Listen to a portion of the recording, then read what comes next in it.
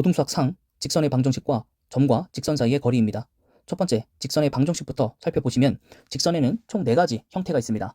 기울기가 양수일 때, 기울기가 음수일 때, 기울기가 0일 때, 기울기가 없을 때 총 4가지 경우가 있었고요. 이걸 통틀어서 우리는 직선의 방정식이라고 부릅니다. 자, 직선의 방정식을 만들 수 있는 방법은 총 4가지가 있습니다.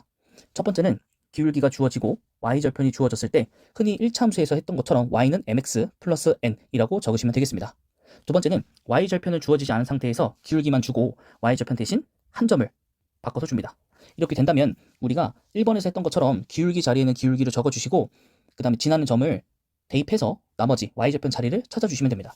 예를 들면 기울기가 3이고 지나는 점이 2,1이라고 했었을 때 y는 3x라고 적어놓고 x에 2를 대입했을 때 y가 1이 나와야 되기 때문에 y절편 자리에 마이너스 5를 적어주는 방법으로 직선의 방정식을 구해주시면 되겠습니다. 그럼 여기 써져 있는 이 식은 어떻게 나온 것이냐 혹은 이걸 어디에 이용하는 것이냐라는 것은 제일 마지막에 설명드리도록 하겠습니다. 자, 그 다음에 세 번째로 오시면 이젠 기울기도 주어지지 않습니다. 그 대신 두 점을 주게 됩니다. 이 이유는 기울기의 또 다른 의미인 증가량으로서 우리가 기울기를 구할 수 있기 때문입니다. 예를 들어서 1,2를 지나고 3,4를 지나는 직선이 있다고 했었을 때 증가량으로서 기울기를 구하게 되면 기울기는 1이라는 걸 알 수 있게 되고요. 이때 1,2를 지나게 하거나 3,4를 지나게 해주면 직선의 방정식이 완성이 됩니다. 그렇기 때문에 3번의 유형은 기울기를 증가량으로 구한 다음 2번의 유형으로 넘어가서 똑같이 직선의 방정식을 구해주시면 됩니다. 자, 그리고 두 점 중에서 x의 좌표가 같을 때가 나와 있습니다. 예를 들면 1,2, 1,-1 이 두 점을 지나게끔 하려면 좌표평면에서 점을 찍어놓고 연결하면 이렇게 y축과 평행하는 직선을 그릴 수밖에 없습니다. 그래서 y의 값은 다 다르고 x의 값만 같기 때문에 이것은 x는 1 이런 식으로 직선의 방정식을 표현하게 됩니다. 이번엔 x좌표는 다른데 y좌표가 같은 상황입니다. 그래서 이것을 좌표평면에 그려보면 이 두 점 연결하려면 x축에 평행한 직선을 그릴 수밖에 없고 이때 x값은 다른데 y값은 같기 때문에 y는 2 이런 식으로 직선의 방정식을 표현해 주게 됩니다. 자, 그 다음은 x절편 a라고 주고 y절편을 b라고 줬을 때 직선의 방정식을 한 번에 쉽게 표현할 수 있는 방법은 x절편분의 x 더하기 y절편분의 y는 1이다. 이렇게 설정해 주시면 손쉽게 우리가 직선의 방정식을 구할 수 있겠습니다. 물론 y절편을 주었기 때문에 y절편 자리에 적어놓고 x절편이 a라고 했기 때문에 a를 넣었을 때 y가 0이 나오도록 기울기를 우리가 구해서 넣어줄 수도 있겠습니다. 그래서 두 가지 방법이 있으니까 어떤 방법을 하실지는 여러분이 선택을 하시면 되는데 뭐 굳이 이 식을 이용해서 문제를 꼭 풀어야 되는 문제들은 없기 때문에 여러분들이 편한 대로 적용하시면 되겠습니다. 자, 그 다음은 두 직선 사이의 관계인데요. 평행하는 조건이 있고 수직하는 조건이 있다고 합니다. 그래서 살펴보면 좌표평면 위에 두 직선이 있다고 했었을 때 평행하는 조건은 기울기가 같아야 됩니다. 하지만 y절편은 달라야죠.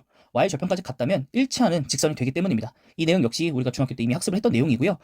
우리가 새롭게 배우게 되는 내용은 바로 수직일 때 조건입니다. 수직한다라는 것은 x축과 y축처럼 두 직선이 90도로 만날 때입니다. 이때는 기울기끼리 곱했을 때 마이너스 1의 값을 갖게 된다면 그 두 직선은 바로 수직한다라고 얘기할 수 있겠습니다.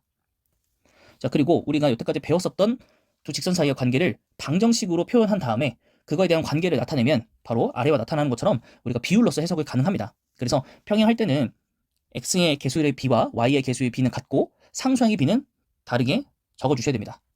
이게 같게 된다면 바로 그게 일치이고요.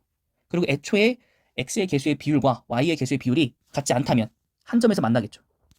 그런데 이게 x의 개수끼리 곱하고 y의 개수끼리 곱해서 더했을 때 0이 나온다면 이것은 바로 수직이다 라고 말할 수 있겠습니다. 기울기끼리 곱했을 때 마이너스 1이 나온다. 여기에 기울기를 실제로 a, b로 표현을 해본 겁니다. 그리고 이것을 방정식으로 정리하면 바로 위와 같은 a 다시 더하기 b, b 다시는 0이다 라는 식이 나오게 되는 겁니다.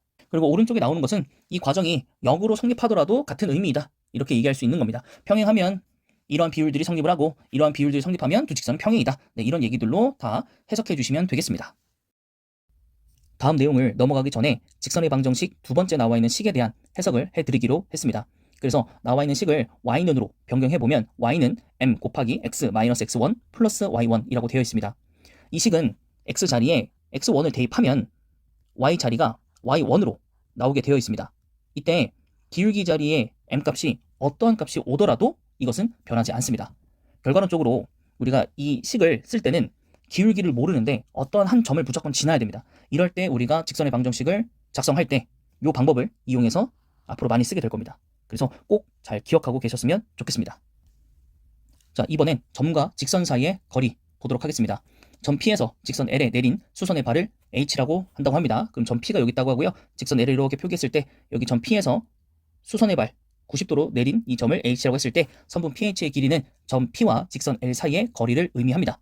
그랬을 때 거리의 공식을 적용해 보면 A제곱 플러스 B제곱 루트 분의 절대값 AX1 더하기 BY1 더하기 C라고 되어 있습니다. 그리고 이것은 기호적으로는 D 소문자를 쓰게 됩니다. 대문자 D는 판별식이기 때문에 절대로 혼합해서 적용하시면 안 됩니다. 자, 그러면 예제를 통해서 한번 배운 것들에 대해서 한번 적용해 보도록 하겠습니다. 예제 1번 직선 4x-3y 플러스 1은 0의 수직이고 원점과 거리가 1인 직선의 방정식을 구해야 됩니다. 그래서 우선 직선의 방정식이 필요하고 그게 4x-3y 플러스 1은 0과 수직이기 때문에 어떻게 구할 거냐면 아까 두 가지를 배웠죠. 기울기끼리 곱하면 마이너스 1이다. 혹은 x의 계수끼리 곱하고 y의 계수끼리 곱하면 0이 나온다. 이해되시죠? 그래서 x의 계수끼리 곱하고 y의 계수끼리 곱해서 더하면 0이 나와야 되기 때문에 계수가 서로 바뀌어서 적혀야 됩니다. 그래야 곱하면 둘 다 12가 나올 거니까. 그런데 이미 주어진 식에 마이너스가 있기 때문에 우리가 구하는 식은 둘 다 플러스로 적어주시면 됩니다. 그리고 y절편 자리에 k를 적어주시고요. 그리고 나서 거리 공식을 적용해서 3의 제곱, 4의 제곱, 루트 분의 0,0을 x자리와 y자리에 대입하기 때문에 0으로 없어지고 k값만 돌아와서 절대값 써주시면 이게 1과 같다. 그러면 절대값 k는 5이므로 k의 값은 플러스 마이너스 5가 되고 직선의 방정식은 k가 5일 때 그리고 마이너스 5일 때 두 가지가 존재하기 때문에 그냥 합쳐서 이렇게 적어줄 수 있습니다. 그래서 두 가지가 나온다. 이렇게 생각하시면 되겠습니다. 자, 그 다음 예제 보시면 두 직선 사이의 거리를 잴 건데요. 두 직선을 가만 보면 x와 y가 똑같이 생겼습니다. 그래서 평행하는 직선인 겁니다. 그럼 평행하는 직선은 이렇게 생겼다고 했었을 때 거리를 구하는 방법은 하나밖에 없습니다. 한 직선에 대해서 점을 하나 잡습니다. 그리고 그 점과 다른 직선과의 거리를 재는 방법밖에 없습니다. 그래서 저는 왼쪽에 있는 직선에서 y절편 0,2를 구했습니다. 그리고 오른쪽에 있는 직선과 거리를 한번 구해보면 거리 D는 3의 제곱 더하기 2의 제곱 루트 분의 0 x자리에 y자리에 2를 집어넣어서 상수함까지 더하면 9가 되기 때문에 굳이 절대값은 쓰지 않겠습니다. 그래서 루트 13분의 9가 될 거고 유리화를 적용해 주시면 13분의 9 루트 13으로서 결과가 나오게 됩니다. 마지막으로 삼각형의 넓이 구하기입니다. 통상적으로 우리가 삼각형의 넓이를 구할 때는 밑변이 이렇게 수평하게 있는 상태에서 높이를 구할 수 있게끔 나와 있는 형태가 대부분이었습니다. 하지만 이제는 좌표평면 위에서 어떠한 모양이 오더라도 삼각형의 넓이를 구해줄 수가 있어야 되는데요. 그래서 이것을 구하는 방법은 다음과 같습니다. 우선 선분 BC의 길이를 구합니다. 이것은 밑변이 되어줄 길이입니다. 그래서 세 점 중 아무렇게나 두 개를 잡아서 밑변을 잡아줍니다.